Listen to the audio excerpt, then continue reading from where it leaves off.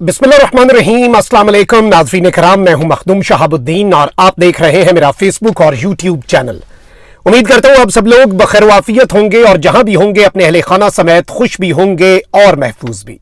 नाज़रीन कराम, इस वक्त पाकिस्तान की मिलिट्री एस्टैब्लिशमेंट, इस वक्त पाकिस्तान के ताकतवर हल्के कहां पर खड़े हैं।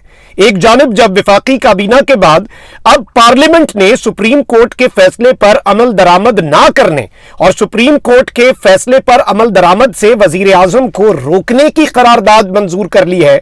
इस सबके अंदर कल वजीर आजम हाउस में आर्मी चीफ और DGISI की आमद हुई। अब जो आने वाला दिन है यानी कि टुमारो, कल होने क्या जा रहा है कौमी सलामती कमेटी का अहम तरीन इजलास। इस सब के अंदर अगर कुछ समझ में नहीं आ पा रहा और अगर कुछ समझने में सबको दुश्वारी हो रही है, वो ये है कि क्या इस वक्त सुप्रीम कोर्ट से लड़ने का जो फैसला है, क्या इस वक्त सुप्रीम कोर्ट के मद्दे मुकाबिल जो हुकूमत आ चुकी है और अमलन बगावत जो है वो की जा रही है सुप्रीम कोर्ट के फैसले के खिलाफ, ये तमाम तर चीजें क्या सिर्फ और सिर्फ PDM की हुकूमत का फैसला है? क्या इस सब के अंदर सिर्फ यही स्टेक होल्डर हैं? और अगर सिर्फ यही स्टेक होल्डर हैं तो दूसरी साइड क्या सोचती है? और ये सारी की सारी सूरत हाल क्या है? सुप्रीम कोर्ट का फैसला दर हकीकत मान कौन नहीं रहा, यह ज्यादा समझना इंपॉर्टेंट हो चुका है और इस हवाले से अब घर के भेदी ने एक लंका ढाई है।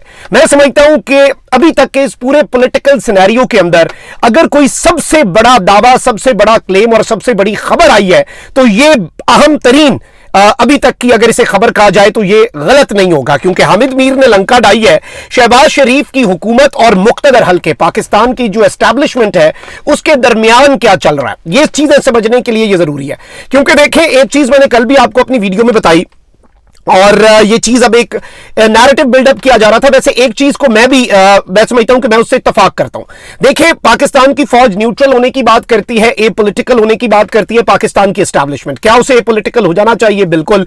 क्या उसे न्यूट्रल हो जाना चाहिए? बिल्कुल। लेकिन क्या वो एक ही दिन के अंदर कंप्लीटली एपॉलिटिकल, कंप्लीटली न्यूट्रल? मैं ये समझता हूं कि this is not actually possible. ये रियलिस्टिक अगर हम अप्रोच रखें तो ये पॉसिबल नहीं है। आप किसी भी एक्सपर्ट से पूछ लें, वो चाहे भी तो, क्योंकि इस कदर ऑब्वियसली वो इंटरफेरेंस भी रही और इस तरह का चोली दामन का साथ भी रहा है कि इस सब के अंदर से उनका रोल जो है वो इतनी आसानी से माइनस नहीं किया जा सकता। 75 साल का एक अमूमी रवैया, एक 75 साल से एक चीज एस्टैब्लिश्ड है, उसे खत्म करने में आप ये नहीं कह सकते कि स्विच है, ये बटन मैंने ऑन कर दिया, ये बटन मैंने ऑफ कर दिया और इससे काम हो गया, दोबारा ऑन कर दूंगा। This is not how things happen. और इस सब के अंदर इस मर्तबा जो मिलिट्री एस्टैब्लिशमेंट है, हाउ इट इज डिफरेंट, मैं जाहिर बात है I can not speak for them और मैं एस्टैब्लिशमेंट का ना तो तर्जुमान हूं ना कुछ हूं, लेकिन एक चीज जो एज अ सहाफी हम सब ने नोट की है वो ये है कि पिछली जितनी लीडरशिप्स थी उनके अंदर जो कुछ मामलात थे, बहुत सी चीजें सहाफियों तक पहुंच जाती थी। इस मर्तबा विजिबिलिटी कम है, इस मर्तबा पब्लिक में आके जो एक या फिर ऑफ द रिकॉर्ड सहाफियों से मुलाकातें या फिर एक अमूमी ना आपको रवैया पता चल जाता है, एक ओवरऑल तासुर जो है ना वो आपको समझ आ जाती है कि असल में कहानी क्या है, अंदर खाते क्या चल रहा है, ये सोच क्या रहे हैं। अब कल तक कुछ सहाफियों ने यह दावा किया, इस सब के बावजूद कि ऐसी information normally it is not available, लेकिन इस सब के बावजूद कल कुछ सहाफियों ने दावा किया कि जो मिलिट्री चीफ है वो इस वक्त हक में है कि बहरान को मजीद बेकाबू ना किया जाए, क्योंकि हालात फिर खराब हो जाएंगे। ये एक लावा है जो फटने के लिए अंदर ही अंदर उबल रहा है और ये फट गया तो फिर इसकी लपेट में सब आएंगे। और उन्होंने बेसिकली ये समझा है कि पंजाब के इंतखाबात करवा देना ही इस वक्त हल है। अब एक जानिब आप देखें कि कौमी असम्बली में सुप्रीम कोर्ट के 3 रुकनी बेंच का फैसला मुस्तरद करने की करारदाद मंजूर हुई है। बहुत से लोग इसे इज्तिमाई खुदकुशी कह रहे हैं कि जी सिर्फ शहबाज शरीफ नहीं, अब पूरी पार्लियामेंट जो है वो रगड़ी जाएगी, क्योंकि इन्होंने खुल्लम खुल्ला सुप्रीम कोर्ट के ऊपर ललकार की है। इन्होंने कहा कि सुप्रीम कोर्ट अपने फैसले जो है वो देखे और इस तरह के मामलात नहीं चल सकते, और वजीर आजम को अमलन सुप्रीम कोर्ट के हुक्म पर अमल दरामद से रोक दिया है ताकि वजीर आजम आगे जाके कहे कि हुजूर वाला मैंने क्या किया, मेरे सामने आपका हुक्म भी था, मेरे सामने पार्लिमान का हुक्म भी था, मैंने पार्लिमान की बात मानी क्योंकि वो कानून साजी करता है, वो सुप्रीम है, पार्लिमान से आगे तो कुछ भी नहीं है। और ये बेसिकली वो तसादुम तैयार कर लिया गया है।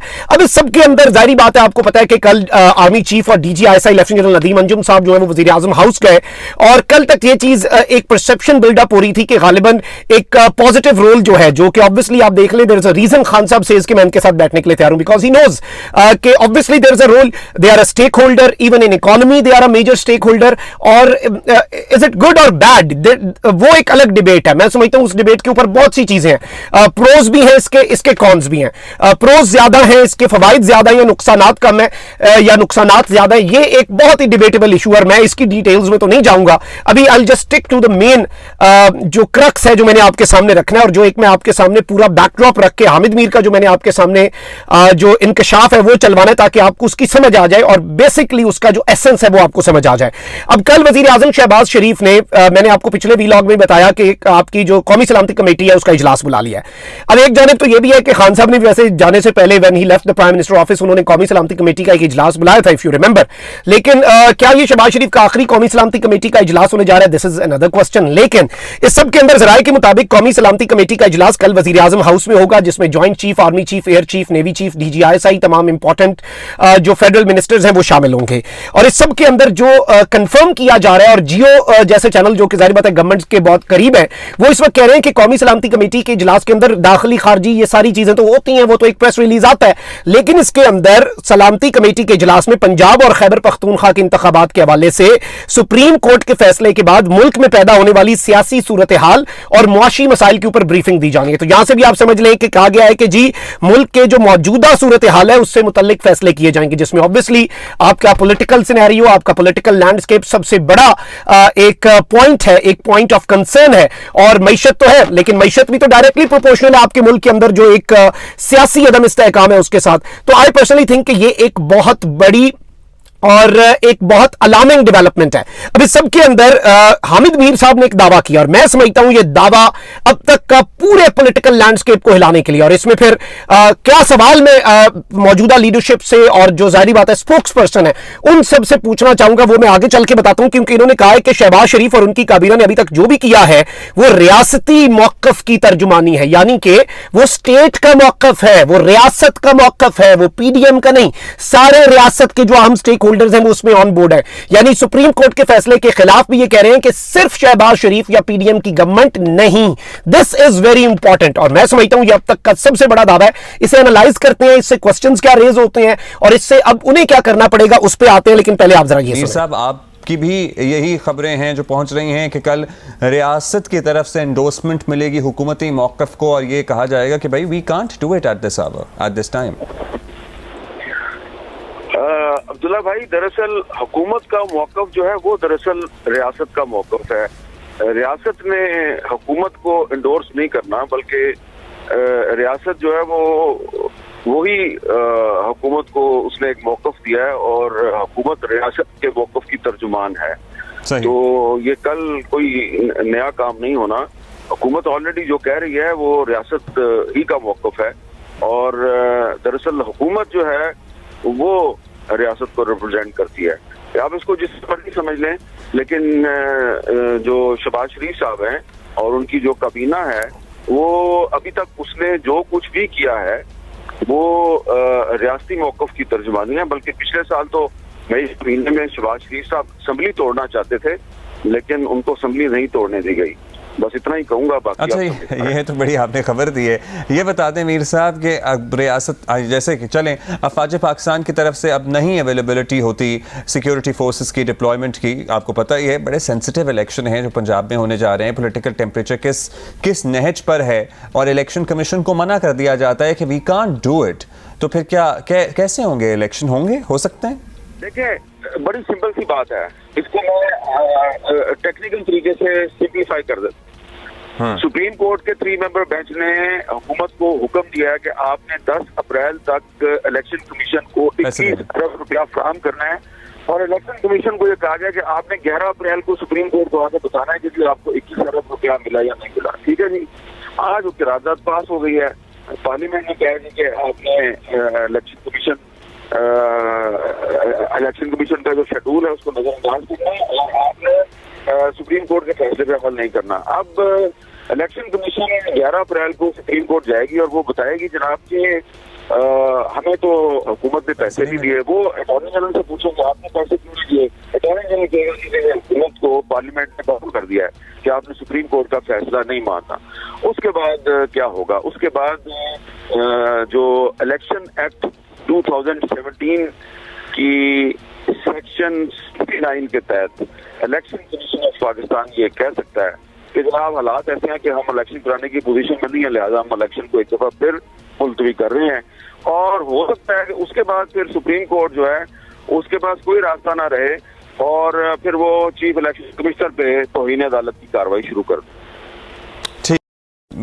जी तो नाज़रीन इकराम, आपने हामिद मीर साहब की बात सुनी। इसमें जो पॉसिबिलिटीज उन्होंने की हैं मेरे लिए वो इंपॉर्टेंट नहीं है क्योंकि ये तो होना है, लेकिन जो इन्होंने बात की है कि ये रियासती मौक़िफ़ की तर्जुमानी है और मैं इससे ज्यादा नहीं कहूंगा। शहबाज शरीफ तो पिछले मई में असम्बलीज डिसॉल्व करना चाहते थे, लेकिन उन्हें रियासत की तरफ से ये असम्बली डिसॉल्व नहीं करने देगी। अब नवाज शरीफ तो रियासत है नहीं, और ये एक बहुत बड़ी बात की है हामिद मीर साहब ने, और एक बहुत बड़ा क्लेम भी है। इस क्लेम की इंपॉर्टेंस, इसकी डेप्थ, इसकी तमाम तर चीजों को जितना हाईलाइट किया जाए मैं समझता हूं वो कम है। और ऑब्वियसली आई पर्सनली थिंक कि इस तरह से खुल्लम खुल्ला ये कहना, and that too before the national security meeting, ये एक बड़े ऑब्वियसली कुछ क्रेडिबल इंफॉर्मेशन होगी तभी कहा, क्योंकि कल तक तो चानन हो जाना है, कल तक तो समझ लग जानी है कि क्या मामला है, कितने पानी में है, क्या कुछ है, क्या नहीं करना, क्या करना है।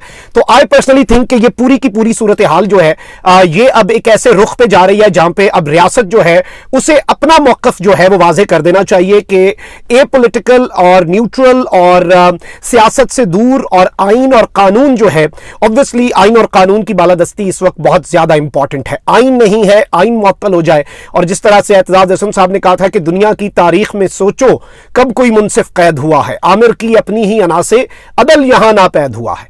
अदल बिना कमजोर इदारे, अदल बिना कमजोर इकाइयां, अदल बिना बेबस हर शहरी, अदल बिना हर समत दुहाइयां, अदल के ऐवानों में सुन लो असली मुनसिफ फिर आएंगे। तो ये जो चीज है ये बड़ी इंपॉर्टेंट है, और अदल जो है उसके बगैर कुछ नहीं होता, क्योंकि दुनिया की तारीख गवाह है अदल बिना जमहूर ना होगा, अदल हुआ तो देश हमारा कभी भी चकनाचूर ना होगा। तो देश को इकट्ठा रखने के लिए भी अदल जरूरी है, आइन जरूरी है, कानून जरूरी है। अपना बहुत ख्याल रखें। अल्लाह निगहबान। पाकिस्तान जिंदाबाद।